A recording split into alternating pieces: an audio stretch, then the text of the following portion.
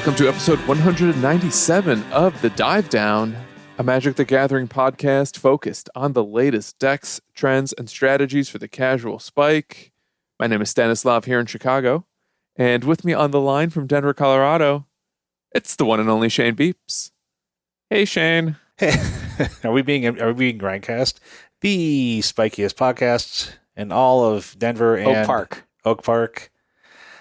Stan, there's a threatening man over your shoulder. Don't worry. He scares me. It's just some signage. It's just some threatening signage. Threatening signage. Yeah, you're in a new location, a different recording location. Hopefully it's as good as Dave's spare bedroom. It's not. No. The internet was better in Dave's bedroom, but this is fine. Yes, I'm now in my father-in-law's attic office, surrounded by like 10-year-old iMacs and other forgotten electronica. Yeah, it looks like an image of Igor Stravinsky is staring over you in the background. I'm not sure. For the last he doesn't time, look pleased with what we're doing. It's Henry honestly. Crown. It's Crown. It's from the Henry Crown Sports Pavilion. It's from the Henry Crown Affair. That's one of my favorite movies. Pierce Brosnan was really good in that. Yeah. I don't think the guy whose name is on a sports pavilion is really pleased with our podcasts, our trading card podcasts. Yeah. Who even listens to podcasts, he says. That's right. Also with us, the Godfather, Dave Harburger. Hey, Dave. Hey, friends. You know how I can't win at anything anymore? Yeah. I do have something to share. Okay. You won one? You won Powerball? No, I won Powerball, and so the podcast is over.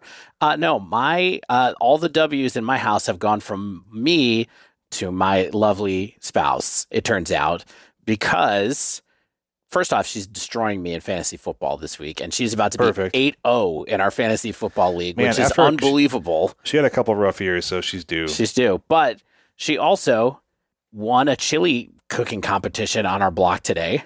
She made chili today. We took it to a huge gathering of our neighbors and friends, and she won. And her dad made a competing chili because he's here visiting us, and he came in second. Oh my gosh. I thought you were going to say she won a chili eating contest. No, I wouldn't share that on the podcast. Now, Dave, I thought we were neighbors and friends.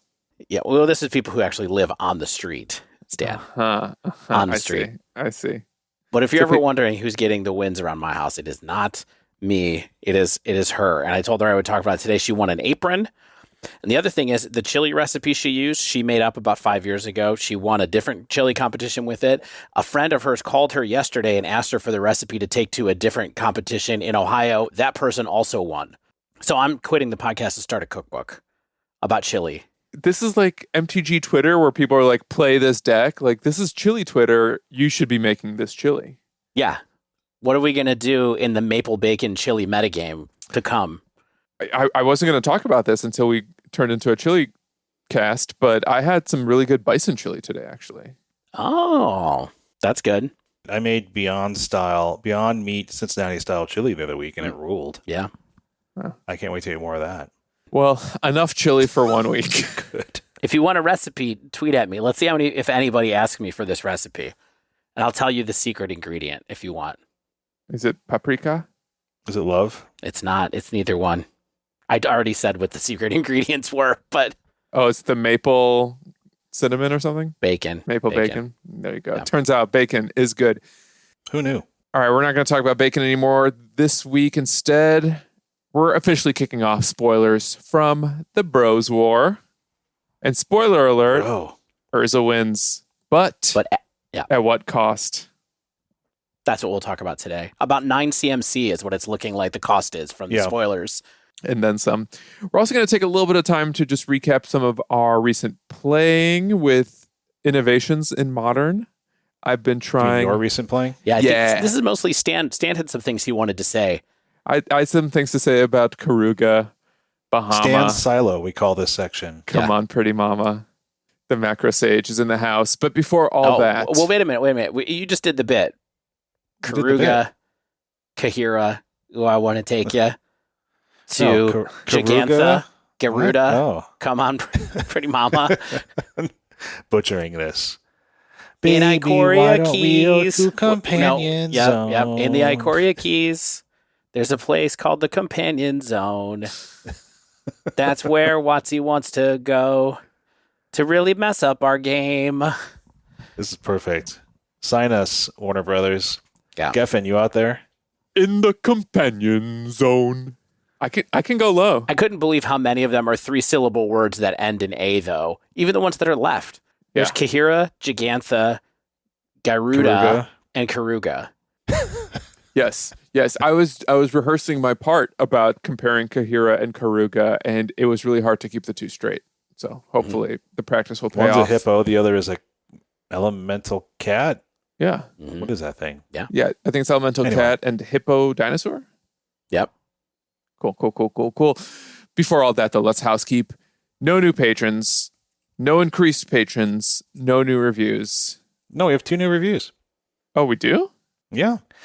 So full disclosure, behind the scenes stuff. Typically, there's like a review aggregator that we look at for this. I have noticed that they're getting like multiple days behind. So we have this is 6 days behind. We have a review from Brandor83 who, this is like one of those feel-good reviews, just making us, it doesn't hurt that the hosts are just good friends with a passion for their hobby. Also, they know they could talk about soap and still be entertaining, so sometimes they just do. Sometimes we just do. Sometimes we sing a Beach Boys, a 33-year-old Beach Boys parody or whatever, too. Oh, my gosh. I think it might be older than that. But also, and then we have one from This App Stinks, and it says, you keep the voices away. Thanks for your content. So I'm there with you. That's really why I listen to podcasts. That's same. I think Shane said it best the other day where he said, you keep me from being alone with my thoughts. 5 stars. 5 stars. Would pot again. But we do have a Patreon. If you do want to join the Dive Down Nation, you can head on over to patreon.com/thedivedown. $1 a week is the entry level, gets you into the definitively discreet Dive Down Discord, and then going up from there gets you access to various kinds of swag, including the very sick deck box that you might have heard us talk a million times about, but they are sitting in our basements waiting to get sent out to folks. Playmats, collaborating with us on episodes, so we appreciate all of you all who have supported us now, in the past, and want to do so in the future. So patreon.com/thedivedown. And if you'd like to support us while playing Magic, check out manatraders.com. If you have not tried this rental service for Magic Online, I think it's well worth your time. If you want to get better at Magic, I think it's one of the easiest ways to get better Magic. Get into Magic Online, rent some cards, play. manatraders.com. You can use our code, TheDiveDown15, to get 10% off your first 2 months of Magic the Gathering rental cards. Can we talk about just how good Magic Online is for making you better? Because Nathan Stoyer won yet another thing. He won the World Championship, right? Yeah. And, you may know his name from various, the Mox Championships that he's won like 2 in a row of. Yes. 2 of the last. Yeah. So these are the kind of people who just grind Magic Online. They get a lot better. You're playing people like Stoyer, all sorts of people who are much better than all of us. And that's what you need to do to get better at Magic, along with analyze your play, blah, blah, blah. But yes, so Magic Online, a great place to become probably the best player in the world. You specifically. It's you. Yeah. You're the best player in the world. You're going to be the best player in the world. That is the secret thing that every Magic player thinks about themselves. That's the whole reason any of us are hooked in this game.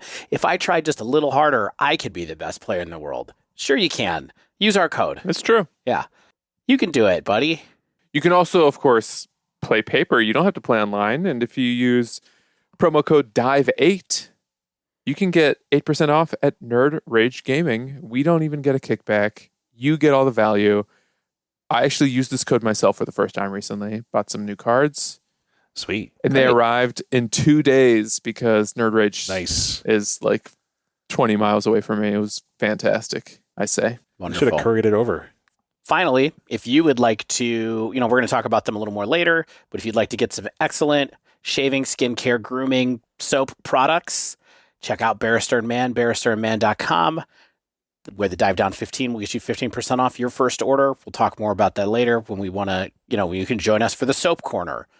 Lastly, if you listen to these codes and you think, boy, I wish I could remember what the codes are or who their sponsors are, get some links.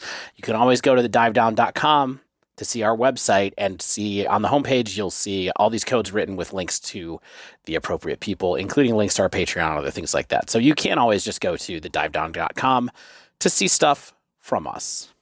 So before we get into spoilers, and just so that we can justify this Beach Boys bit that we did earlier off the top, Stan wanted to talk a little bit about the playing that he's been doing in Modern lately. We can have a little check-in on what's been happening since the Yorion ban, since Energy last week. Stan, what's been going on in Modern?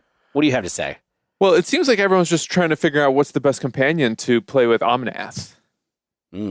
And the latest innovation that is really the talk of the town is Karuga, the Macro Sage. Right. Well, we did talk about this for a split second last week.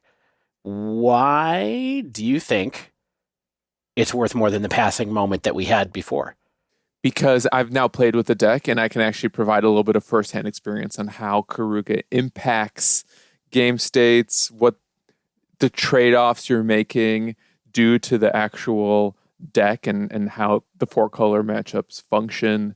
And really, it's now more of an informed opinion than a strictly observational opinion. Right. That dismissed it as a meme. A meme, I believe you called it.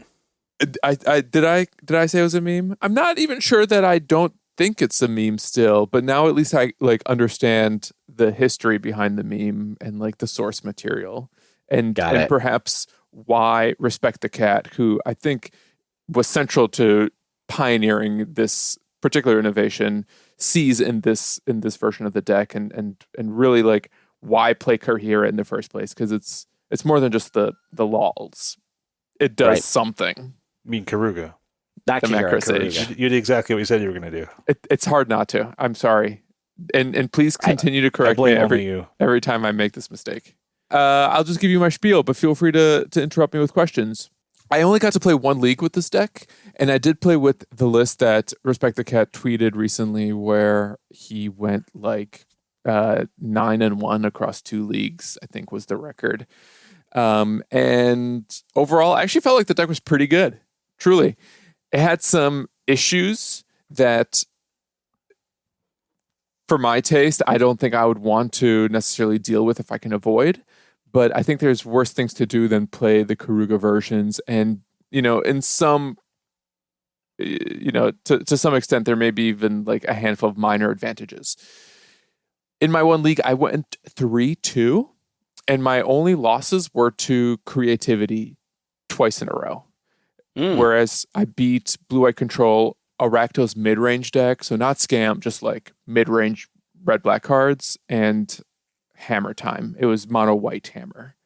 So against Hammer, I feel like, I'm sure you're going to get into this, but I think Hammer's a good test for this deck, right? Because I think one of the things you're thinking is, oh, my stuff's really expensive. Maybe it's too slow. Maybe it's not going to be able to interact with stuff early enough. And, how do you feel about all that? I'm sure you're going to get into it, as I said. Yeah, I mean, I'll just, I can answer that now. I didn't really have my Hammer notes laid out, but the thing about the Hammer matchup and what this deck really trades in for when it cuts all of the cards that are below 3 CMC, perhaps we should even clarify that. When you play Karuga, you have a deck building restriction where none of your cards can be below 3 CMC, right?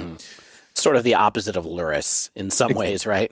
Exactly, yeah. So all of your decks look like Cascade decks minus the free spell. So don't put Karuga in your Cascade deck unless you want to get a match loss.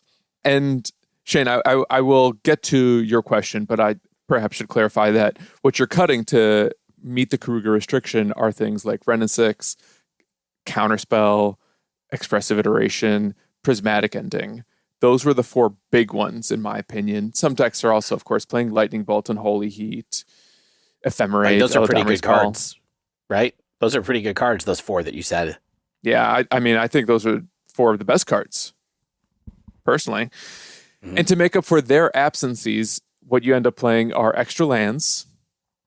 You're also playing more board-based removal, especially Touch the Spirit Realm is the big addition here, where you pretty much don't see that card appear anywhere else in Modern. And Fire Ice is another big addition where you do see it elsewhere in Modern, and we kind of understand how it impacts games. And then to make up for things like Expressive Iteration and perhaps to some extent Renin 6, you're even adding other value engines, including Fable of the Mirrorbreaker and Risen Reef. Again, 2 cards that we know what they do. So to answer your question, Shane, about the Hammer matchup in particular, because this version of the deck is cutting things like Counterspell and Expressive Iteration and playing additional removal, including Spirit Realm and Fire Ice, and to some extent even leaning into things like Fury and Solitude maybe, I actually felt like the Hammer matchup was actually pretty good. Maybe it was even better than the old Yorion matchups where it was harder to draw into some of that interaction. But all the modes on Touch the Spirit Realm were super relevant in the Hammer matchup because sometimes the Hammer player will just go all in on a Germ token or a Construct, and you can just pay 2 to do the blink effect, and that's as good as, Prismatic Ending, basically. Plus, they can't interact with it, even if they have to ferry out. So when it comes to actually evaluating the new cards versus the old cards, while the swap for things like Spirit Realm and Risen Reef specifically, and to some extent Fire Ice, don't actually feel like downgrades, in my mind, the real loss was Renin 6. And that's where I actually felt punished for playing a Karuga deck. Because Renin 6 alone just pulls so much weight in ensuring specifically that you hit all of your land drops, but perhaps even more importantly, that you have perfect color combinations for a deck with very intense color requirements. Where you want to be able to sometimes have double white, double red, Omnath mana, or just like Wooburg for turn 2 ley line binding, right? Yep. And here you sometimes just get screwed over by opening hands that have like a fetch, a shockland, and a basic, or like, 2 awkwardly colored shocks and a Boseiju, and you kind of have to keep those because your deck isn't really operating particularly proactively in the opening turns. So you can try to develop and hope that you draw into like a good fetch or another land that will help spread out your color mana availability. But at the end of the day, not being able to just like replay Windswept Heath every turn with Renin 6 actually felt like something that you need to accommodate when you are evaluating your opening hands. Mm-hmm. One other very narrow issue I encountered that was really apparent to me just because I played Creativity twice was Creativity versus Omnath is an interesting matchup that comes up a lot. And I think one of the reasons why Creativity had seen a spike in metagame share was because I think according to conventional wisdom, it's favored against 4-color decks. Right. And in those matchups, personally, I really want access to things like counterspells so that I can either punish my opponent for trying to Creativity for 2 or 3, right? Or ideally just devote as little mana as possible, but get into a little bit of a counterspell war where I can have Teferi with Dovin's Veto or counterspell up. You don't have counterspells in this deck, so you can't really do that. And instead, you're counting on certain sideboard cards or main deck removal to obstruct the Creativity plan. You have a lot of main deck removal that's able to take care of it because Touch of the Spirit Realm takes care of it and Leyline Binding takes care of it, right? Yeah, so that's the thing, though. Like, using Leyline Binding on a Dwarf token is annoying, right? Because you really want to use it on Renin 6. Right. Fire Ice is really good against Dwarf tokens, but sometimes they're able to Creativity artifacts or treasure tokens. You feel really bad pitching a Solitude to deal with them, but I felt with this particular deck, in the matches and games that I played, it was really hard for me to play against Creativity in a way that wasn't creating massive card disadvantage for me. And ultimately playing into their plan where they can almost Creativity for 1 or 2 with the Spell Pierce up and then just sort of blow me out that way. You do have to ferry, but if you don't draw it, you will lose those battles, those stack-based battles frequently. And I will actually mention Touch the Spirit Realm was maybe the best interaction against them, I think, just because the channel ability is so great against the tokens.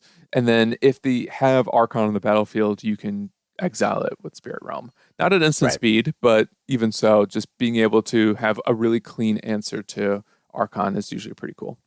Stanislav, I feel like you're not talking about the hippopotamus in the room. True. I'm so glad you brought this up. So there's a reason to play it beyond just the meme value. And I think what the Hippo does that Kaheera does not, right, is that Karuga, in theory, draws you cards. Yes. That is the extra line of text. When it enters the battlefield, draw a card for each other permanent you control with CMC 3 or greater. I think Yorion is a better card draw engine than this.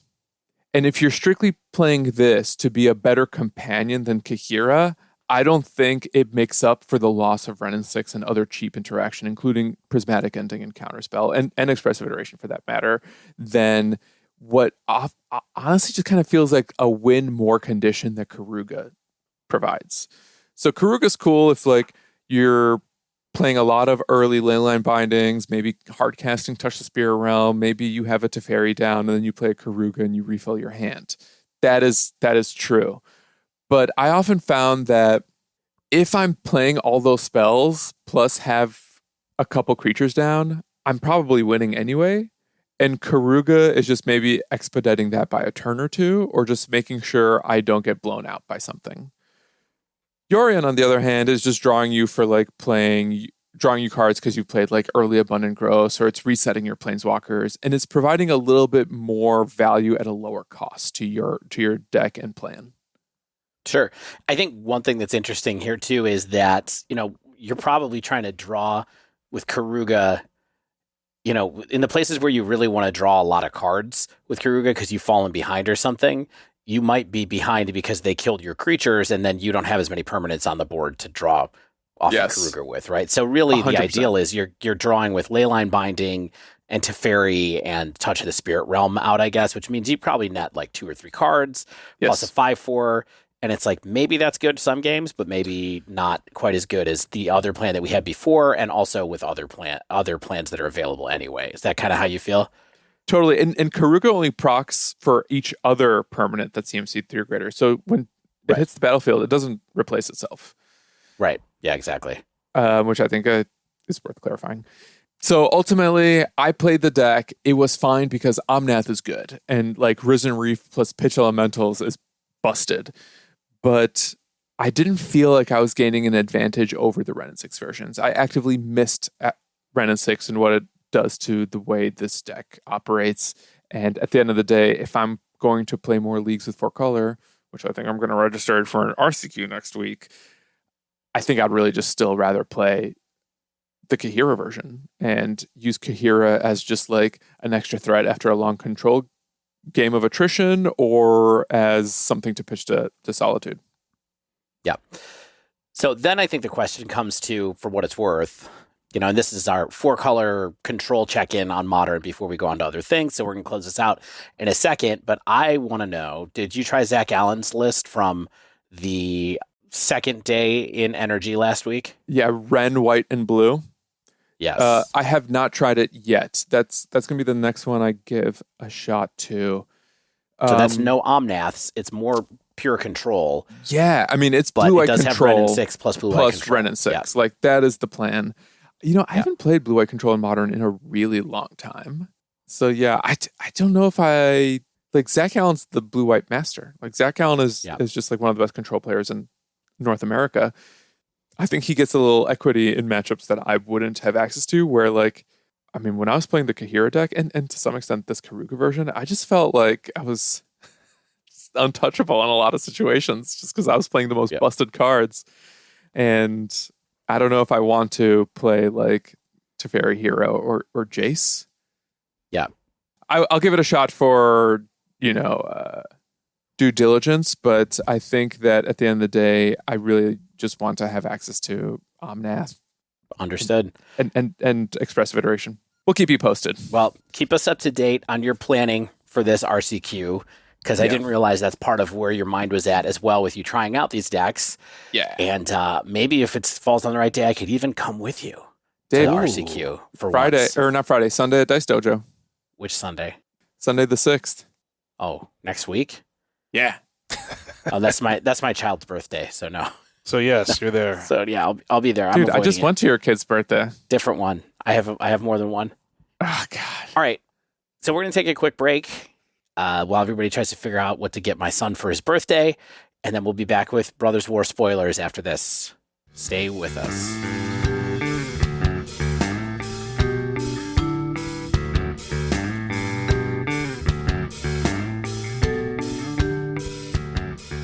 So I've unlocked something new in myself from Barrister and Man. Whoa. And a little life hack for everybody else. Okay. All the other busy parents out there listening to the dive down, I've discovered that I can get away with not really showering all that much when I'm busy by just using the beard oil. Or maybe quickly using one of the Barrister and Man products to kind of cover up the funk when I get too much going on the weekend to shower. I shower every day during the week, but when the weekends come, I got too much going on and nobody's watching my kids. It's me to watch my kids. Just leave him with the dog. Leave him with the dog. No, I have to watch the dog too. All right, how's that dog doing, Dave? He's a real is what I have to say. But all right, but anyway, so what are you still? Do you have more than one beard oil, Dave? I do. Stan? I want to say, Dave, you and I, similar weeks. I've been masking a lot of missed showers with the sandalwood beard oil, and no one seems to mind. Oh, sandalwood. That's what I wore to the aforementioned mentioned chili cook-off today. Sandalwood. Get out of town. Today. It's so good. I did. I was like, you know what? I think this is the scent that's going to go best with the fall scent of cumin and fallen oak leaves and s'mores cooking over a neighbor's campfire in their backyard. Okay. It's me smelling like sandalwood, drenching my face in sandalwood to cover up the fact that I haven't showered. Look, the human body, you can go a day or two without showering, no problem. It's okay. But it does smell better if you have sandalwood in your beard. Yep. Yes. Or Seville. That's my other go-to as far as beard oil goes. That's a good life hack. Just stop showering. Just use oils. Exactly. Oils instead of showering. It's like we're back in biblical times. Mm-hmm. Fragrance oils. Stanislav, your beard is getting more wintry, I'm noticing. Definitely more winter-linked, Stanislav. That's me. That's my brand. Short in the summer, longer in the winter. Sandalwood beard oil is definitely keeping me fresh right now. My personal trick, I put a couple droplets in my hand, rub my hands together, rub it through my beard, finish it off through my head, and then I use a beard comb and comb my beard to just like kind of you gotta do the comb. Make it look cleaner, not as scraggly. I've mentioned this before on the show, but I do that with my eyebrows as well because I have some pretty wicked eyebrows. I have beard-like eyebrows. Yeah, exactly. So, this is what we do. Hack your life. Stop showering. Use your beard oils. And I finally started using the bar soaps, by the way. And they're extremely aromatic, extremely good. So if you are not a beard owner, if you're not a beard haver, there are other items that Barrister and Man offers, such as a plethora of pretty awesome bar soaps, I have to say, in terms of fragrance and quality. And you can head on over to barristerandman, MANN.com. You use the coupon the Dive Down 15. Gets you 15% off your first order. Little call to action. If you go back to Barrister and Man, let's say you've done one order already, and you're going back to get more stuff, just maybe put a comment in there. Like, hey, we're coming back. I'm a Dive Down listener. I'm buying another order.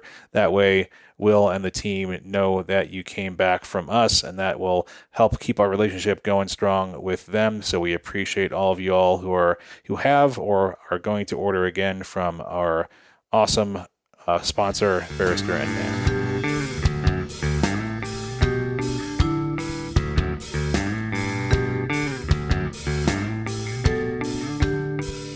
And we are back. Spoiler season is among us. You know it because the leaves are changing. Foliage means there's new cards.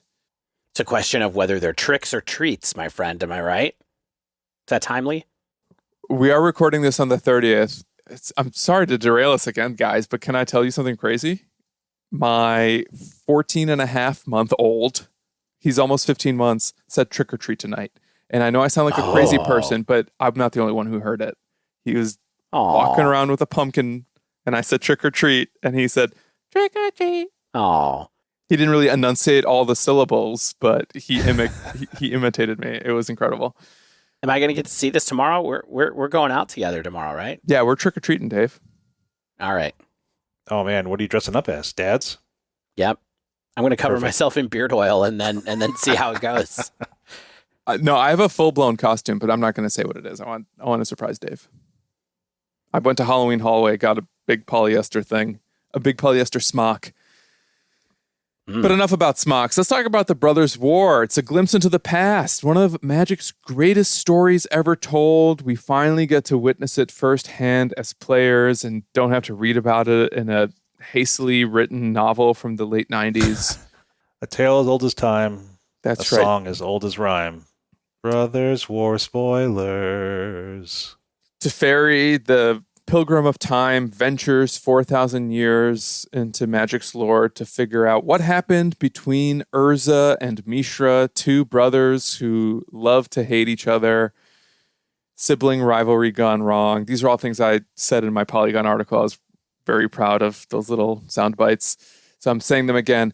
But we're talking about a lot of cards today. Before we do, though, we should refer to some of the new and returning mechanics in the set because there are some powerful mechanics that people are going to get to experiment with in Modern and Pioneer, as well as some new mechanics that might be worth exploring as well. Yeah, we got Kicker. We don't have Kicker. We don't have kicker, right? There's no Kicker. We have other things. We have split cards. We have Prototype. I guess Prototype is Kicker, isn't it? Kinda. That was a joke. Go ahead, Dave. Tell me about Prototype, David.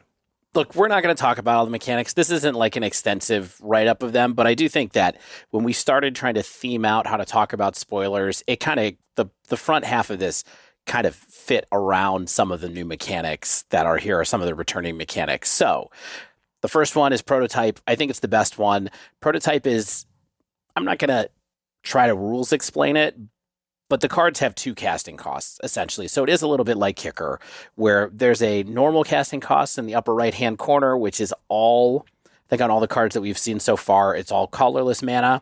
So it's a generic artifact. But in the middle, there's an area on the card that says Prototype, and it has a different casting cost there. It's it makes cheaper. the creature a different size, and they're generally cheaper, though I wouldn't be surprised if there was one where they invert that, because they always do. They always have one that's more expensive when they do this kind of stuff, so we'll see. But here's how it works. The example card, the first example card is Phyrexian Fleshgorger, which is a 7 CMC artifact creature, Phyrexian Worm. It has Menace, Lifelink, and Ward. Pay life equal to Phyrexian Fleshgorger's power. It's a 7/5. And then it says Prototype 1 BB 3/3. You may cast the spell with different mana costs, color, size, and it keeps its abilities and types. Yes, I don't care if Prototype is just Kicker, just plot it out differently in reverse. All of Magic is a Kicker. It's Kicker cards over and over again, and that's fine. I think that this is an incredible amount of text for a 3-mana 3/3 as far as abilities go. Yes, I think this is an incredible amount of card for a single piece of cardboard on both sides, especially the big side, the 7-mana side, but it's probably going to be serviceable at the 3-mana side too. Yeah, I mean, this is a card, I think this is going to be a recurring theme in this particular set as we talk about these cards, is I think this card is powerful. It doesn't have an immediate home to me that makes the most of whatever this synergy is right now that I must be there. Stan has some ideas, it looks like. I mean, obviously, the 7 mana means like, hey, put me in Tron, but I don't think this card is better than... No. I don't think this card is better than Wormcoil Engine, to be honest. It is. I do think this card is good, though. What? No, not a chance. This card is better than Wormcoil Engine. Send tweet. Really? Oh, yeah. You think? This is the power crept Wormcoil. Really, it better? I think Wormcoil is so much better just because it devolves into those two other creatures. The ward, I guess, is I think the only thing that I think is saving Stan's statement, which is like, how do you kill it besides blocking it? And then you have to have two things that block it, and you're likely going to lose probably both of them if you're going up against Tron. So, yes, yeah, and I guess if you have to kill it, you lose 7 life anyway. So then it just is what it is. Yeah, it also it wins games faster than Wormcoil does, right? Wormcoil needs to swing 4 times. This needs to swing 3 times for whatever that's worth. And more importantly, this can go into coffers too. It doesn't have to be mono green Tron exclusively. It can go in the coffers deck that can potentially play it early and then play it late once coffers is online. So to be honest, when I look at this card, I'm mostly thinking about how to use the prototype cost in a place that makes sense. And so for me, I'm looking at this going, does this go in like a black mid-range deck? Does this go in something along the lines of, Jund? Does this go in red-black mid-range and Pioneer? Because it's got so much text on it. And then you sometimes get to 7 still, and then you can cast it. It's just this giant thing, but... I don't know about that because I don't think it does anything that like a black based mid-range deck necessarily, like especially like Rakdos and Pioneer, for example. Like I don't think this is what you want your 3-drop doing because it's not actually doing anything. It's just a body, right? And whereas all the other bodies are like things that interact with like graveyards or like make your opponent pay an extra card to kill it, and that's all the kind of stuff you want to be doing. But it has lifelink, which is actually really good in those kind of decks. When you're facing aggro decks and you're worried about that, it has menace, so it has some evasion, which is also really good. And then if they kill it, they have to take 3 damage anyway. I don't think that you have to be casting this card for 7 and the prototype is the bailout. I think that prototype is the main case and the 7 is the bailout, kind of. But yeah, I feel like you want a deck that has some kind of ramp ability. So like I like the coffers concept where it's like, hey, I'm making more mana than I should, but if I don't, I have a failsafe, rather than the other way around. But I mean, I think the fact that we're talking about it this much says that there are some options that people will likely experiment with. And yeah, we'll see.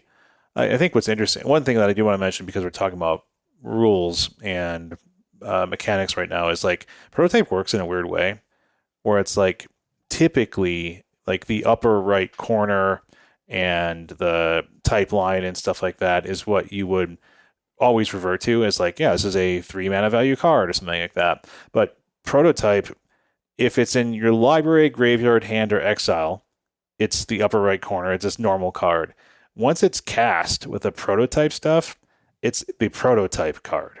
So like Fleshgorger cast as a prototype is a black 3 mana value artifact creature, even though the upper right corner still says 7 and it's a colorless artifact creature. So I find that it's a little bit confusing. Just be aware of that when you're starting to play this in your pre-releases or whatever. Well, let's talk about a card that matters a lot more, I think. And that is Skitterbeam Battalion, which is another good prototype card, I think. It's another mythic. It's a 9 colorless casting cost artifact creature construct. It has trample, haste. When Skitterbeam Battalion enters the battlefield, if you cast it, create 2 tokens that are copies of it. It is a 4/4. So if you cast it for 9, you get 3 4/4s with trample and haste that are all copies of the same card. Okay? Its prototype cost is 3 red for 2/2, which means that if you cast it for 5 mana value, you get 3 2/2s with trample and haste. This card to me seems like a really good, again, kind of mid-rangey card. Not necessarily in black-red mid-range, but maybe in an M. Hayashi style mid-range kind of deck if you want to have one card that can give you that you're kind of assertive, but you want to have one card at the top of your curve or 2 cards at the top of your curve that you can cast for 5 that will give you a boost off a board state where you don't have a lot of stuff going on. That's what I think this card is. I think I'm primarily looking at these cards for their prototype costs and not for their mana costs. One other note I would say really quickly is that because of the stuff Shane was talking about with the mana costs, this card is pretty good with Obosh as well because it makes 3 tokens that do double damage when you cast Obosh because they actually have an odd casting cost because they pick up the 3 RR as their own casting cost. This card's like good, but like where is it good? Yeah, like I know you gave me the option, but like I just don't like. I don't know if it's like 3 2/2s for 5 is like I don't know if I'd be happy with that even with haste in a lot of situations. Like, and I just don't know where you're casting this for 9 and winning with it. Like, let's say you're in a control matchup, and if you get to the point where like you're having like 9 mana and like the control deck is likely going to have a lot of things in their favor at that point. So I don't know. We'll see. What do you think, Stan? I'm more skeptical of this one than the Fleshgorger. I think Shane kind of helped capture my thoughts. Like at 5 mana, is this a better investment than something like Fury, where it's like like this is getting damage through because of trample. Fury's getting damage through because it's actually clearing the board and potentially getting you card advantage. I guess the tokens here are giving you card advantage as well, but I feel like 2/2 bodies with trample are not as relevant. Like, no, they definitely are not. It's so easy to blanka too.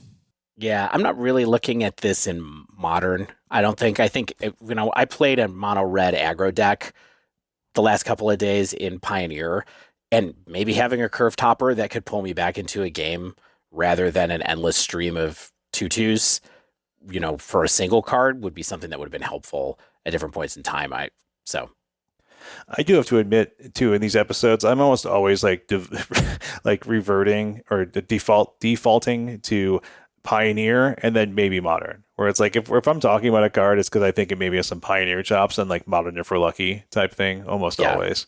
I agree. But I guess one thing that I think is pretty cool, and I mean, I'm kind of dismissing it, like getting 3 bodies for 5 is like not that bad. You know what I mean? Like these are bodies. You don't have to attack with them. They don't go away at the end of turn. They're just bodies. And so like that, just having things spread across, like power and toughness spread across cardboard is like not a bad thing. You can sacrifice it to like for artifacts energies. So there's like sacrifice stuff you can do. You just having pieces of cardboard. We know how valuable that is with things like treasures and blood tokens and aristocrats style things in general. So it's like, I don't want to discount this. I think this maybe has a place, but maybe if it was like 4 instead of 5, I'd be like a little bit higher on it, but that's a lot for 4. Yeah. I still think it's a lot of value for 5. But okay, those are the best prototype cards that we have so far. I got to assume we're going to have 1 or 2 more that are sweet too. So we'll see what happens coming up with that. The next, not mechanic, but cycle I wanted to talk about, because this was the next most interesting stuff to me when I looked through the spoilers, is that there are commands in this set. Commands are back. Magic's longtime tradition of powerful modal spells that let you choose 2 of them. And there's always a cycle. So right now we have 4 of the cycle. But I think this actually, sadly, might be the worst version of this cycle so far. Yes. Almost all of them are sorceries. There's only one that's an instant so far out of all of them. They're all terrible, except for one. And that's just because I'm an optimist. Oh, no, it's also terrible. Is it also terrible? Let's talk about it. So I think the Gix's one is too expensive for our formats. I think Kayla's command is too underpowered for our formats. Urza's command has no counterspell mode. The blue one has no counterspell mode, which is very weird. It has a nice draw mode in the sense that it does scry 1, then draw, which is, fine. That's fine. But it doesn't really do anything. Mishra's command is interesting because it is very cheap, can be very cheap, although also it can be not very cheap. So Mishra's command is X colorless and a red for a sorcery, and it says choose 2. Choose target player. They may discard up to X cards.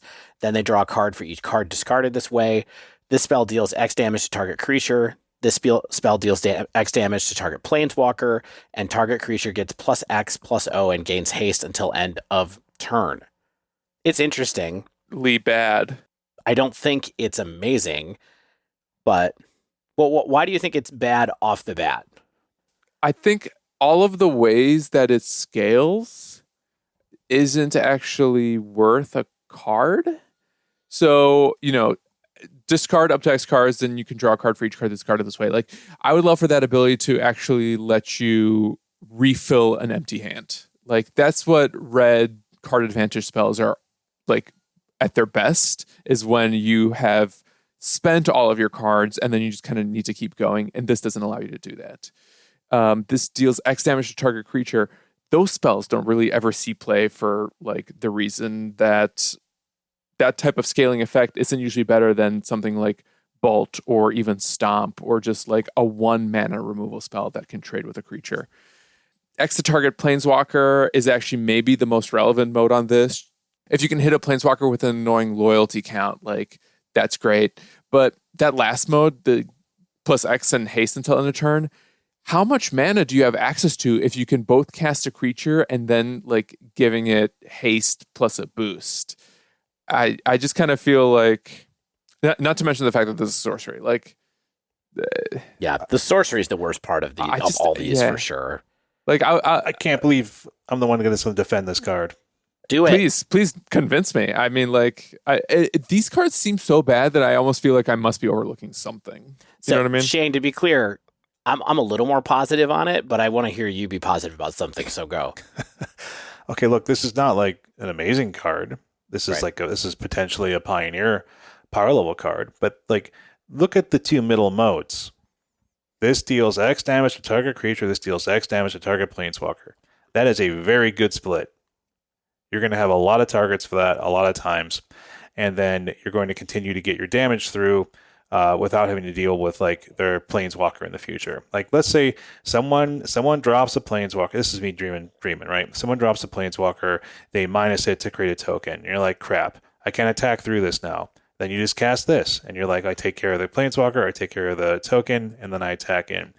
Then, or otherwise, it's like the creature plus the damage boost is also really good, because then late game, if they're like hiding behind a single blocker, or they swung in and like left a single blocker back, and you're like, well, I'm going to drop like even a small like 2-power red creature, and then like, let's say I have access to like 6 or 7 mana, I'm going to kill your blocker and then get in and potentially even kill you there. So it's like there's a lot of options where I see this as good, but the floor is bad.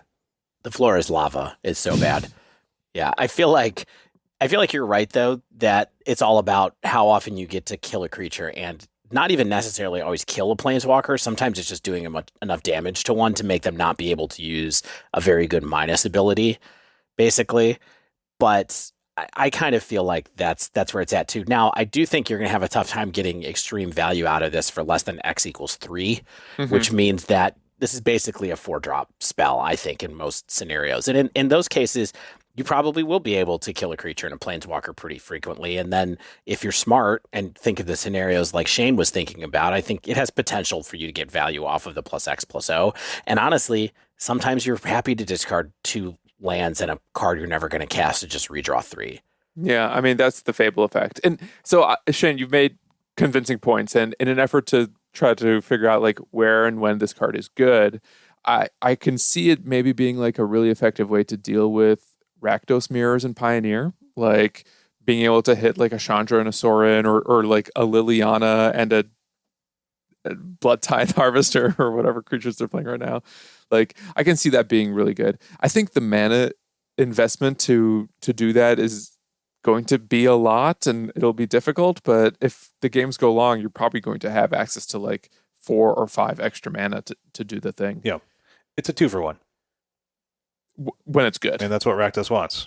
But in a lot of scenarios, it's a 2-for-1. Well, yeah. my concern is when it's not. Like, I think that's the floor, is that it's not a 2-for-1. Yeah. Because like, you're up against someone who's just got 2 blockers, and that last mode, like the haste, I actually think is maybe almost like not worth looking into. It's just like giving a boost to a creature that can attack no matter what. And the fact that it doesn't also offer trample, is a little annoying to me. Yeah. That would be really good. Yeah, I think it's another not it's a command though. Level. Commands should be really good. Like, if you're going to spend a ton for a powerful effect, like, make it actually powerful. I think that's why that's good. Is that you have to spend it, a couple, right? But like, you don't have to spend a ton. Like, it's not necessarily a 4 or 5 mana. We're also talking way too much about these marginal cards. So yeah, well, let's move on. Meld is straight up Yu-Gi-Oh stuff, right? 2 cards go together to make a giant card that does something totally absurd on the back of it. This was an Eldritch Moon, right? Or this was originally this is originally an Eldritch Moon. No, Shadows. This was an Eldritch Moon. Oh yeah, Eldritch Moon. Yeah. I implore you to check. Yeah. So I was going to talk about these for a minute. I don't think we need to. These are not going to fit. I don't believe any of these are going to fit in Pioneer, and they're certainly not going to happen in Modern. Like, the only one that I think is close to something in this one is Titania plus the land, because Titania is a 3-mana 3/4 with reach that has some interesting stuff where you gain life if lands go into your graveyard, and then the other half of that is land, and all you have to do is have 4 lands in the graveyard to make it into the combined thing. Whatever the giant angry spirit is of Argoth, Protector of Argoth. That's the only one that seems reasonable-ish to me, but I don't know. I could be wrong. I mean, look, we're seeing stickers in Legacy. If we happen to see Meld cards in other formats, so be it. Yeah. I wouldn't be surprised. Yeah, I'm a little surprised, but I mean, Urza is a 2/4 Baral, which is kind of cool. It cost reducer. The Dragon Engine that goes with Mishra is a cool Unearth card. Unearth is in this set. We haven't talked about that. Unearth is a really powerful ability, but I haven't seen any cards yet that really made me feel like I was super excited about Unearth. Only this Dragon Engine, so I'm going to skip it for now. Maybe we'll come back to it later. I think these are all passes for our format. They're so expensive. So expensive. The Urza ability to meld them costs 7 generic, plus having both cards in play. I mean, I know that's like a cool callback to Urzatron, but like, yikes, for real. So we got the mechanics out of the way, or the new mechanics out of the way, or the old mechanics out of the way as well with Meld and commands. But man, all I keep seeing out of this set are wild artifacts that everyone is just like, is this now a target for Karn the Great Creator in the Wishboard? Yes. I mean, it's basically a set mechanic at this point. It's just Karn targets the set. So let's talk about some targets. Let's talk about the first one here. The Stone Brain. It's 2 mana. It's a legendary artifact. 2 and a tap, exile the Stone Brain, choose a card name, search target opponent's graveyard, hand, and library for up to 4 cards with that name and exile them. That player shuffles, then draw a card for each exiled from their hand. This way, activate only as a sorcery. So this is a Necromentia effect, correct? Jester's Cap. Come on, bro. Yeah, it's Jester's Cap. Did Jester's Cap make them draw when they exile from their hand? No. That's what I'm saying. This is Necromentia. That's just how they fix these things. But this is clearly a callback to Jester's Cap with the whole an artifact Headwear. that does it. Yeah. But now, one thing that's interesting, if you're thinking using that as your paradigm, is Jester's Cap only got rid of 3 cards, and it costs 1 more mana. So actually, this is more expensive than those cards to use. Or sorry, Jester's Cap was more expensive than this card. So this is power creep at work, et cetera, et cetera. The fact that it gets 4 cards is obviously key because you can go get someone's entire playset of something. Yeah, creativities, Titans, whatever combo card they need, living ends, whatever they need to win or come close to winning, you're going to try to take out of their hand and deck. So this says choose a card name. You can hit lands. You can hit basic lands, my friend. You can take all their planes or 4 of their planes if you want to. Yes. So this is good. This is colorless. Every deck now has access to a Jester's Cap / Necromentia style effect. It can be paid in installments. It can be cast on 2, popped on 3. Essentially, you're building your own colorless Necromentia if your opponent can't remove it in the intervening turn. This is really good, I think.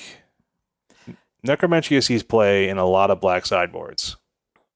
So I'm a big believer in this card in the decks that can cheat it, basically decks that come with Karn, not necessarily because it can be recurred, but because it can be tutored up when it matters, more so than I am imagining a mono white deck playing this card so it has access to Necromentia.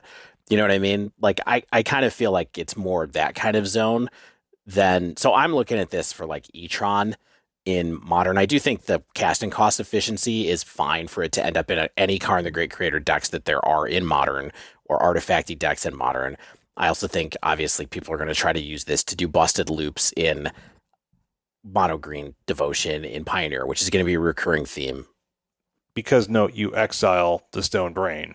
So It's one of again, anything you exile, you can get back with Karn the Great Creator if you so choose.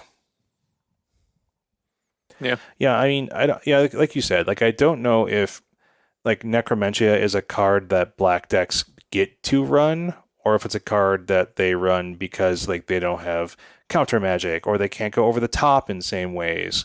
And so it's like, hey, I have to run a card like this because this is the way I interact with these game plans. But I can see it it does give other decks options for playing a spell like that if they so choose, and it doesn't really cost them a lot to do that besides a slot in their deck, because the mana efficiency, if you want to call 2 mana to play and 2 mana to pop, mana efficient.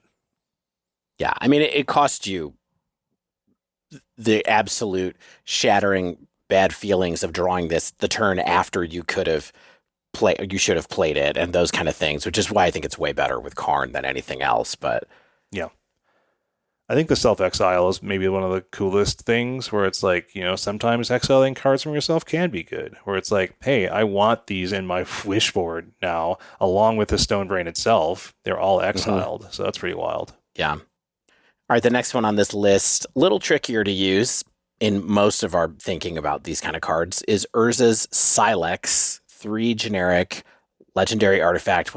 People really love Silexes in Dominaria, don't they? The activated cost is 2 generic white tap exile Urza's Sylex. Each player chooses 6 lands they control. Destroy all other permanents. Activate only as a sorcery. When Urza's Sylex is put into exile from the battlefield, you may pay 2. If you do, search your library for a Planeswalker card, reveal it, put it into your hand, and then shuffle. Is this really? It's not up to 6 lands? That seems like really weird templating to me. But I'm assuming if you have 1 land, you only can choose 1. You don't have to choose 6. I have to think so. That's so that weird. Would be devastating if that wasn't true. So yeah, this card I think is very good.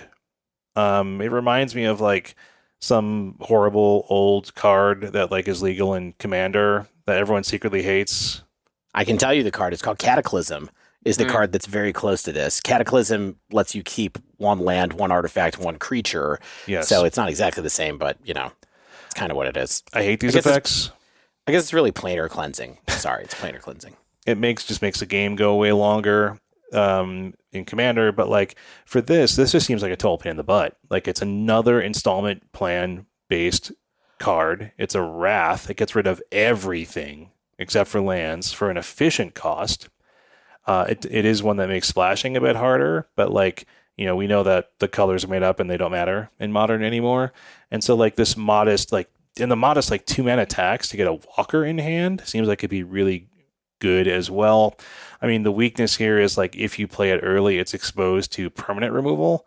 That seems like a sort of tough road for your opponent to travel, bringing in artifact removal or like 3 mana sort of generic permanent removal against something like a white-based control deck, if that's the kind of thing that you're playing. So I feel like this is a strong card. I feel like this will see play potentially even into Modern, just because of destroying everything is pretty darn good. What's the Wrath in Mono Green Tron? What's that called? Stone? It's Oblivion Stone. Is it Oblivion Stone? Yeah. There's Oblivion also Stone. All Is Dust. Right. Is this doesn't get played over Oblivion Stone, right? Well, they have to make white. Yeah, they're not going to figure out a way to make white either, I guess. So I'm just curious, just because I'm kind of like, where does this really go? It's nice again for Karn the Great Creator to have a searchable Wrath that they'll be able to use, but they have to figure out a way to make white mana. That's going to be tough for all the decks that Karn's in right now, at least. I mean, I think it's like a potentially serviceable Wrath in any control deck with white. I think it's fine. Right. Like, I don't think it needs to be like an artifact synergy or a tutor deck. And then they can find Teferi or the Wandering Emperor or some other powerful walker that just like closes the game after you've reset the board. Yeah. So this one's probably not really a Karn target. We think this might just be a goes in control decks kind of card. Yeah, unless, I mean, there are like white devotion decks that pop up every now and then. And so I don't know if this is something that's like so good that the white-based Devo decks with like Karn in them would try to pivot to it. I feel like they maybe have too many early permanents that they don't want to wipe with Sylex like this. Like they're not sort of just like sitting back on their laurels and then like getting this and then starting to take over the game. Card's powerful though. Portal 2, Phyrexia, 9 mana artifact, not legendary. You can have many portals to Phyrexia, wormholes everywhere. When Portal to Phyrexia ETBs, each opponent sacrifices 3 creatures. At the beginning of your upkeep, put target creature card from a graveyard onto the battlefield under your control, a graveyard onto the battlefield under your control. It's a Phyrexian in addition to its other types, etc., etc. Yeah, I mean, I saw people mention this as a refurbished target. I saw people mention it as like a weird juke creativity target. Potentially even something for Mono Green Ramp and Pioneer in the Wishboard. Maybe not, but it's a powerful card if cheated. I feel like so. There's something there. Again, cheated with Tron or Nykthos, the things that make a lot of mana. That's kind of where I'm at too. This is one I'm like more on the fence about, where it's like I think it's maybe more cute than good, but at the same time, making 9 mana is sometimes super cursory for a lot of decks. So I feel like this could do something. I don't think it's like kind of what you build your deck around, because like what if your opponent's not even playing a creature deck? So it's like either wishboard or sideboard. Yeah, that's the key, is that this does nothing if nobody has creatures. So you have to be a deck that gets to 9 and has creatures that you want to reanimate in some form, or you want to kill your opponent's creatures, which doesn't actually describe every matchup. It still does something if you are proactively putting creatures in your graveyard. You know, if that's what your deck is about, and you can almost like treat the opponent's sacrifices 3 as like the cherry on top, this can still be useful against like a control opponent. Perhaps it's especially useful against a control opponent because they're answering all of your creatures that way too. Or some self-mill refurb deck where it's like I'm just like loading my graveyard up with stuff. Yeah. And eventually it's a portal to Phyrexia, and then I have like some other huge crazy things I want to reanimate. Can I mention the things? It might be Greasefang-esque. Yeah, you took the word out of my mouth. Like, I wonder if you can like rebuild Greasefang to cheat this and then just be able to like always get your Greasefangs and or other stuff. Yeah, I don't know. No one knows. All right, let's do the last one. The last one is maybe the one that's the most annoying one to me. Anyway, that is the Stasis Coffin. Legendary artifact, costs 3, colorless. 2 tap, exile. Surprise, it's 2, exile it. You gain protection from everything until your next turn. Yes, you can loop it with Karn. Mm-hmm. Sure can. Is that good enough? I mean, you do have to minus Karn. You know what I mean? Like, you can't just like, it's not just some free static of Karn. Right, but when you are playing Nykthos and you save yourself until your next turn, you're going to get another untap, probably. You know, you're going to be able to maybe have the Chain Veil out and do some damage, or not do some damage, activate your Planeswalkers twice. I don't know. It feels like there's stuff here. I would also point out that it says you have protection from everything. I don't think that does that include your permanents? Does not. So like if you have like a board, like this does nothing about protecting your Karn or whatever your creatures you're trying to win the games with. So I wonder if this is actually maybe a little bit more narrow than we're giving it credit for. Oh, I think it's pretty narrow. But again, it's a wishboard target, which can be narrow. Against like burn? Yeah, and I think it's good in aggro matchups. Yeah, it's good. Oh, it's sure. good to protect yourself against aggro, where you're like, I need one more turn to get an attack with my Cavalier of Thorns, or I need to survive one more turn to get my loop going. Yeah, I can dig it. I don't like it, but I feel like all these cards are things that are going to be annoying in one form or another, honestly. Don't forget, all these cards are also bad against Karn decks because they're all activated abilities. So it's like if anyone has Stony Silence out, these cards do nothing. And Stony Silence, like, generally good against the Karn decks too. So I don't know if we're entering a world of just Karn dominance, perhaps, but definitely one where we're at least packing more braids and stonies. Yeah, I think the one thing that this says to me is that there's a whole lot more options here that feel loopable with Karn. Right. That proactively give you a win con, especially in the case of the Stone Brain, I think is the one that's the most clear win con, where if they ban Cauldron to like soft ban, take mono green down a peg, it's not really going to matter. You know, like now we have these other cards that are good too in that deck. Unless we're overlooking something. These aren't looped in a single turn to go infinite and win on the spot the way Cauldron does. Stone Brain is. You can exile their whole deck if you have enough mana and you're getting double Planeswalker activations. Like that's a thing that you can do over and over again. That's already what you're doing with the Cauldron. Okay. Cool. Cool bunch of artifacts. Every artifact that does something cool is now a potential wishboard target and here to annoy us, whether it gets played or not. It's there to annoy us. Yeah. We have some cool reprints I guess we should talk about. Yeah, two quick things on reprints. One is Blast Zone. Cool card, but it's already legal everywhere that we care about because it's not that old of a card, so whatever. Blast Zone, welcome back. If you've never bought them, maybe now's the time to buy them. I don't know how cheap they are, but I don't have any. I'll buy them. Monastery Swiftspear, super interesting card because it's going to be in Explorer on Arena now, and so finally maybe the mono red decks on Arena will get a little bit of a buff that they've been lacking as far as that format goes. Move it farther towards down that track towards Pioneer by getting a new staple into the set. Yeah, that's the main thing. I'm just mostly happy it's like forced into Arena this way. I have to be one of those people who's like, I don't like the art as much because it doesn't look anywhere near as Jeskai as the original one did, which I always like really was a flavor win for me out of cons. So I kind of lose that, but I'm just glad that the card exists yet again. Same. I also think it's going to be I think mono red is looking like it's being built into a thing in standard again. So if you want to do that, that's fun. Speaking of mono red, there is a pretty exciting aggressive red card that I'd love to mention called Feldon Ronom Excavator. 1 in a red for a legendary human artificer that has haste. It's a 2/2. It cannot block, but whenever it is dealt damage, exile that many cards from the top of your library, choose one. Until end of your next turn, you may play that card.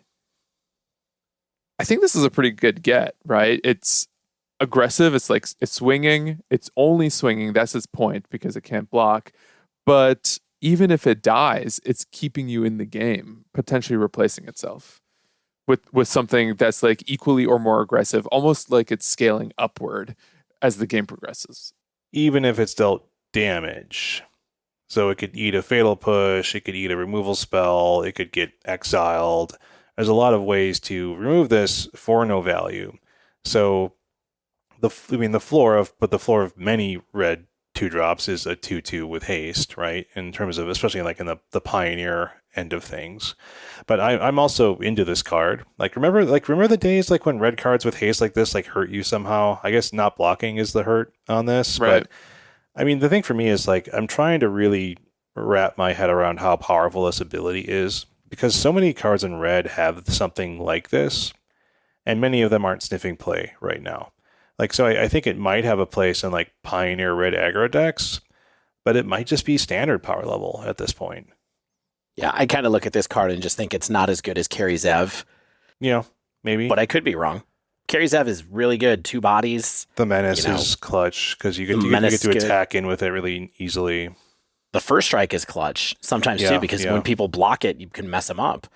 But I don't know. This card definitely raised some eyebrows for me, but I kind of have a similar take with you, Shane, that it might just be standard power. Yeah, I mean, I guess the thing is like, it doesn't always do something. Like, you couldn't use it in a sacrifice deck, not that you would want to, but like, something like Experimental Synthesizer is like when it goes away, you get something out of it. And this is like sometimes when it goes away, you get some things out of it and get one of those.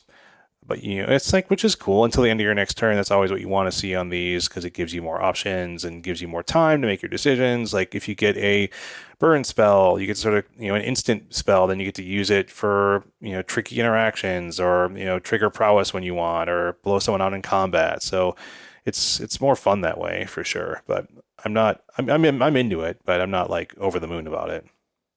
You know what I am over the moon about? Brushland. Huh. I think Brushland's like a real get. I haven't heard you say that since 1995, Shane. No, I remember I have a mismatched set of like MP Brushlands from the Eldrazi, Bant Eldrazi days. So like, there's always something to do with the Brushland, my friend. I think it's a really, real good get for Pioneer because, Selesnya is more conducive to aggression. It's more conducive to life loss. It gives these decks another legitimate duel to be using, much like Crepulsan Forest and Sulphurous Springs. I think this is going to see play in the format. Underground River has potential, but like Dimir decks and Dimir base decks usually have duels that can play later in the game. They don't want to have to deal with the pain early. So it's like, I don't think, I mean, it's fine that it's there, but I think Rushland's the real thing that's going to make a difference in Pioneer's mana. The end. Dig it. Agree. Cosign. So you guys are also pretty interested in Ashnod, and I'd love to talk about it because this one was really hard for me to evaluate. I'll read it. Ashnod Flesh Mechanist, single black for a 1/1 death touch. When Ashnod attacks, you may sacrifice another creature. If you do, create a tapped Power Stone token. It also has 5, exile a creature card from your graveyard, create a tapped 3/3 colorless zombie artifact creature token. The reason this card is tough for me to grok is the fact that all these cards in the set are producing tapped permanents, whether they're Power Stones or in this case, it's like spending 5 to make a tapped 3/3. Plus, this needs to attack, and because it has Death Touch, it's either getting in there or trading with something, I suppose. It just makes me feel like the juice isn't worth the squeeze. Are tapped Power Stones good enough? Are tapped permanents good enough? Are we playing with other cards that make valuable tapped cards that I'm forgetting about? I thought this card was better when I thought you could use Power Stone mana on anything. No, you cannot. You cannot. It's only for artifact spells. No, not quite. Let's talk about Power Stones. You can't spend it on non-artifact spells. You can use it on abilities of non-artifact spells. Like, you can spend a Power Stone on Ashnod's 5-mana ability. Okay. That helps a little bit. You can use it on abilities. Yeah, I believe the way it's templated as Power Stones, you can't use it to cast non-artifact spells. Yeah, I was looking at it right now. That is an important distinction. Mana can't be spent to cast a non-artifact spell. Yep. Yeah. It is an important distinction. But they're still only producing colorless, and they're always delayed. So for that reason, like, maybe there's going to be some cards that produce Power Stones that make the cut just because, like, adding mana generation to permanence as a cherry is going to be worthwhile. But the fact that they're all tapped makes me feel like they have a big hump to get over. Yeah, I don't see a lot about this one that I like. Like, having to attack and sacrificing just seems weird to me. Yeah. I think maybe it's a rare because, like, it's really good and limited or something like that. Like, I just don't know. Mm-hmm. Yeah. I think this card is worse than I thought originally. I am bummed that they didn't make Ashnod a better card. I mean, a 1-mana legendary card definitely still raises some eyebrows, but let's see if it ends up somewhere else. We don't have to belabor it. Let's go on to a card we should belabor a little bit. Overwhelming Remorse. 4 generic and a black for an instant. This spell costs 1 less to cast for each creature card in your graveyard. Exile target creature or planeswalker. That's it. What do you think about it? Seems good. I mean, potentially 1 mana exile target creature or planeswalker. It's different than Delve. You know, you don't have to use a resource to get rid of it. You have to get creatures in your graveyard. You know, there are problems with that. You know, I look at a card like Tolarian Terror. Is that the name of that card? Yeah. Where you just have to get instants and sorceries in your graveyard in order to make its mana cost go down. And that is somewhat easier because you can use opt to get another opt to get another opt, and all those go into the graveyard and you're just paying for them.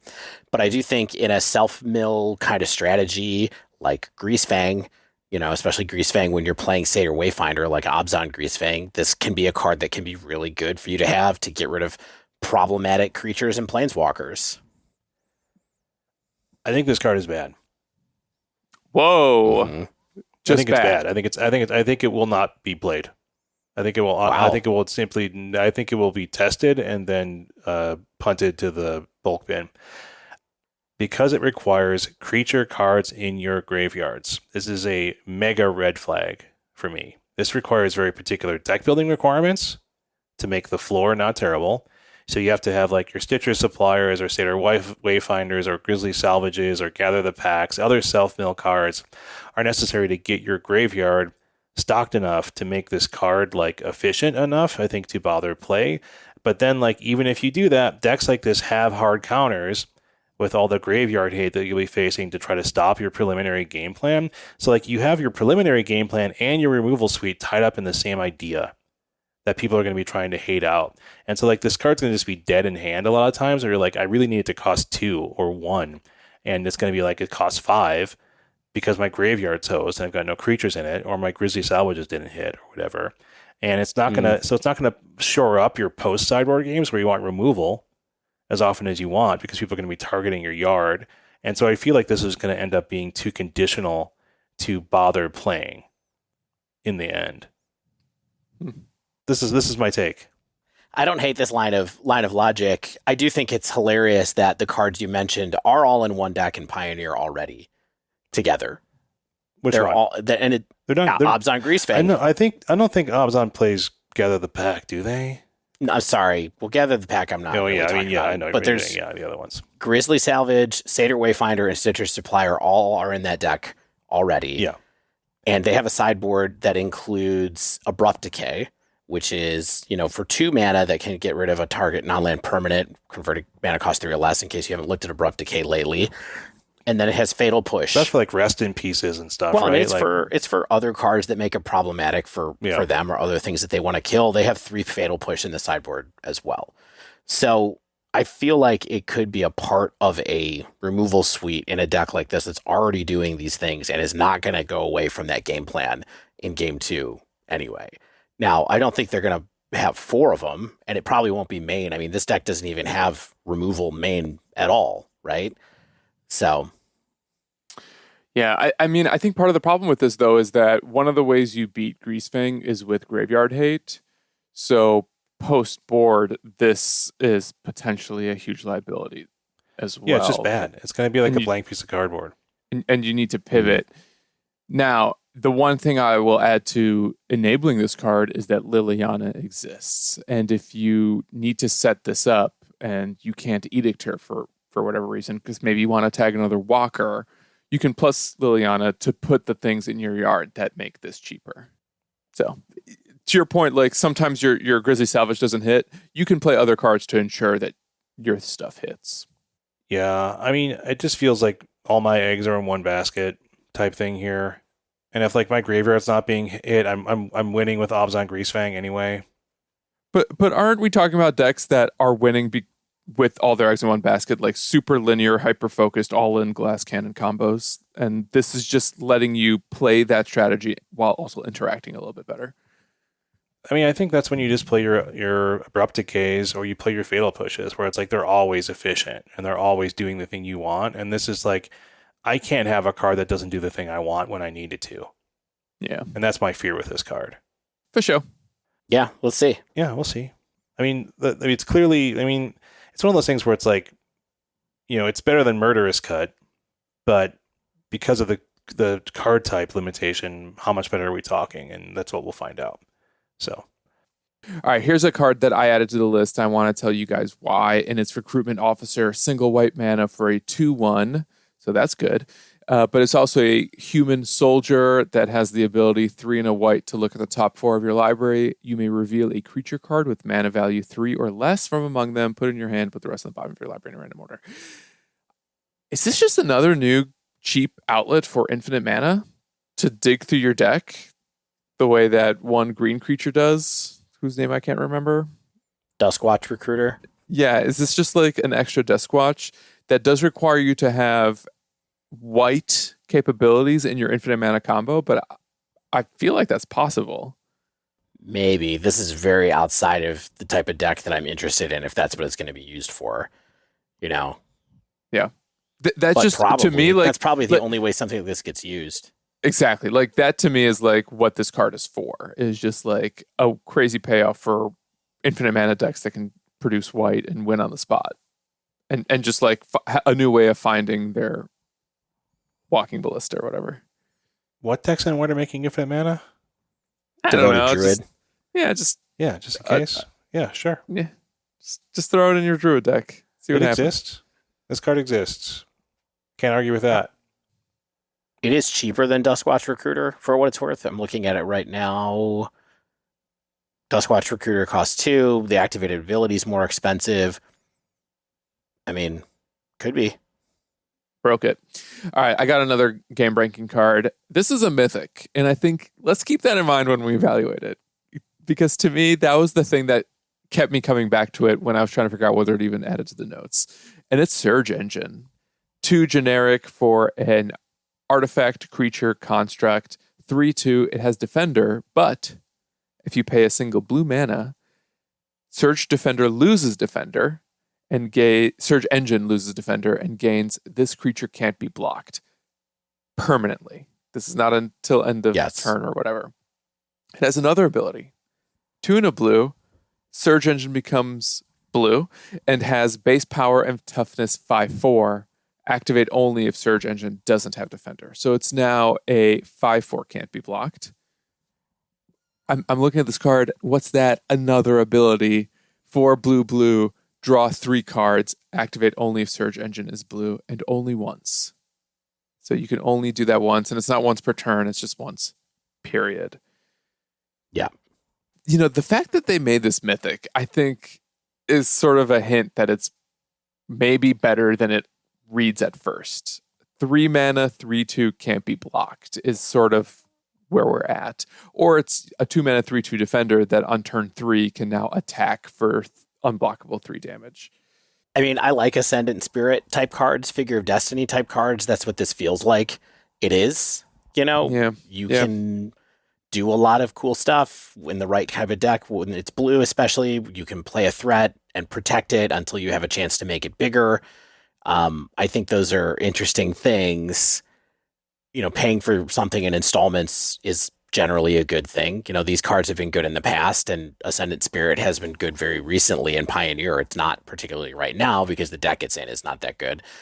But this card, I think, is interesting and flashy. I think it's absolutely a no-go in Modern. Like, you don't. This is just not the way that Modern is played. Right. But there could be a blue control shell that wants something like this, wants a low drop like this in Pioneer, maybe to have, you know, beat an early aggro rush and then be able to ladder it up later if you want to. I'm a little suspicious that it's a standard level mythic and not anything other than that, but. All right, guys, can I throw another questionable blue card at you? Please. It's your job. It's my favorite. Thank you. This is what I contribute to the spoiler episodes. Hurkyl, Master Wizard, 1 blue for a 2/4, dodge a shock, for a legendary human wizard advisor. Dodge a bolt. At the beginning of your end step, if you've cast a non-creature spell this turn, reveal the top 5 cards in your library. For each card type among non-creature spells you've cast this turn, you may put a card of that type from among the revealed cards into your hand, put the rest in the bottom of your library in any random order. All right, you want to hear my crazy hot take of why this card could be good? Please. Sure. I feel like this is a cool addition for Cascade decks. For the Cascade mechanic. As a way to get 2 different card types when you're cascading and potentially keeping your like proactive cascade plan going for future turns. That also pitches to Force of Negation, which is like relevant if you have multiples because it's a legendary, or if you just like don't want to cast it because you need to protect whatever your cascade spell is. Oh, what are you keeping going exactly? So let's say you do Violent Outburst into whatever cascade spell. Like, it doesn't have to be Rhinos. It can be Calibrated Blast, whatever. I don't care. The fact is, you've now played an instant and a sorcery, and this is going to potentially draw you 2 more cards. Yeah. Here's my thing. It's super conditional, right? Like, it's just so conditional. And then the effect is like not super amazing for me, right? Like, so like, what are you hoping to do? Like, so I'm hoping to draw multiple cards every time I cast spells. That's what I'm hoping to do. Or at least 1 card. Like, even if I don't draw multiple, like drawing another card every turn. Like, that's what I'm hoping to do. In a Cascade deck specifically.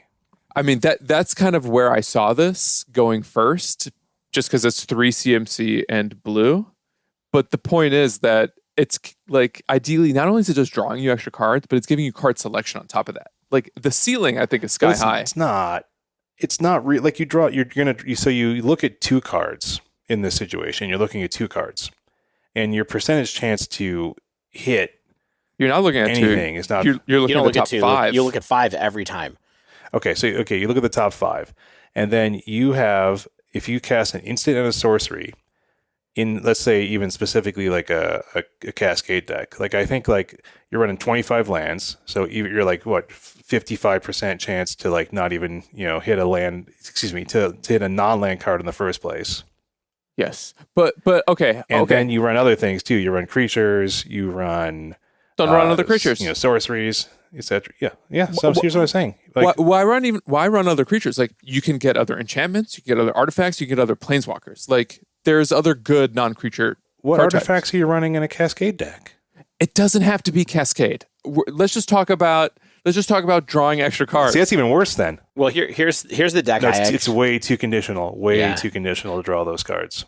Way too conditional. I want this to be good too. And the shell that I thought about this in was, of course, I was like, okay, if I have Opt and I have Crash Through and I have Mishra's Bauble, all really cheap cards that I can play with this, and then I look off the top and see if I get another Mishra's Bauble and see if I get another sorcery in an instant. Like I was like, maybe, but also I just think like it has to survive all the way to your end step. Like I wish that it was some other, like if it was the beginning of your second main or something like that, I feel like that would be cooler. I don't know. I wish this card was awesome, but I feel like it's not. I feel like you activated WotC's trap card. You know what I mean? Like I think this is a trap, like where it's like, oh, I can draw a lot of cards, and then you play with it, and you're like missing a lot, or you get like you cast 3 spells and you get one of them. You have to untap with this in like a post board game. You're just gonna like get it immediately like rending volleyed in Pioneer, or like unholy heated in Modern. I just don't see what this spell's actually doing besides being like potentially cute, where it's like I'm drawing cards and that feels good, but I don't think you're going to draw that many cards because it's just really hard to build a deck, especially where it's like non-creature spells. It has to be everything but creatures, so it's just like I don't know. I don't want to keep like stepping on like your this card that you want to be good, but I don't think it's going to be good. I'm fine to be proven wrong again, but I don't think I am on this one. I don't think you are either. I'm giving into the dark side on this one. Sorry. I'm going to go on a card that I think is good in a bunch of formats, though. Another questionable blue card. Maybe it's not that questionable, really, and that is Teferi, Temporal Pilgrim. 3 generic, blue. I hate liking this card. I hate liking it so much. Legendary Planeswalker Teferi. Whenever you draw a card, put a loyalty counter on Teferi, Temporal Pilgrim. 0, draw a card. -2, create a 2/2 blue spirit creature token with vigilance, and whenever you draw a card, put +1/+1 counter on this, and then -12. Target opponent chooses a permanent they control and returns it to its owner's hand. They then shuffle each non-land permanent they control into its owner's library. I just think that this card is good. I mean, there's no other way to say it. Like this is how I want to draw cards. It can get huge from drawing cards with other spells. You can just 0 it to draw a card, and it makes a reasonable threat that synergizes with you drawing other cards. And then the 12 is, a -12. But it seems achievable because if you're in a deck drawing a bunch of cards, you can maybe get there. We're already playing a 5-mana Teferi right now, even in Modern. I do think that this deck... Is this better than that, though?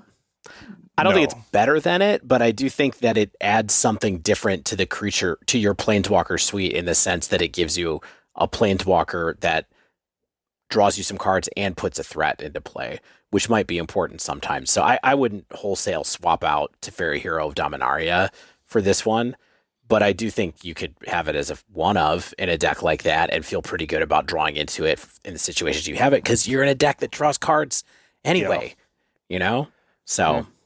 Stan, what do you think about this card in like a Pioneer Phoenix sideboard? Ooh. You know what I mean? Where it's like, I know it's going to live, or I need to like have a little bit of like a juke ability, and so like I'm gonna board into like my couple Teferis and then just go ham like when I untap with it.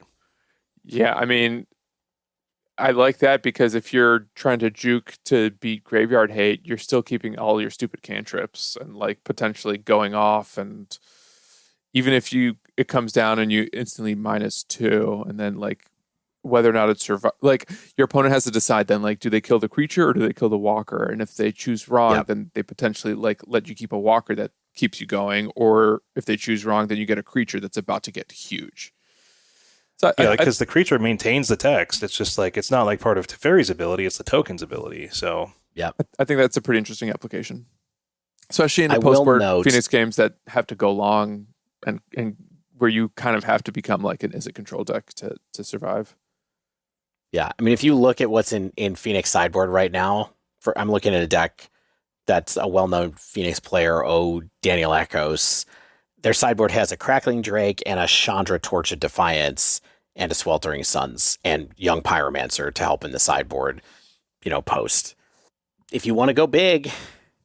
Yeah, I think this card needs to be in a good shell for it. Like, I don't know if it's like sort of generically as good as Teferi 5 is in like Azorius Control or something like that.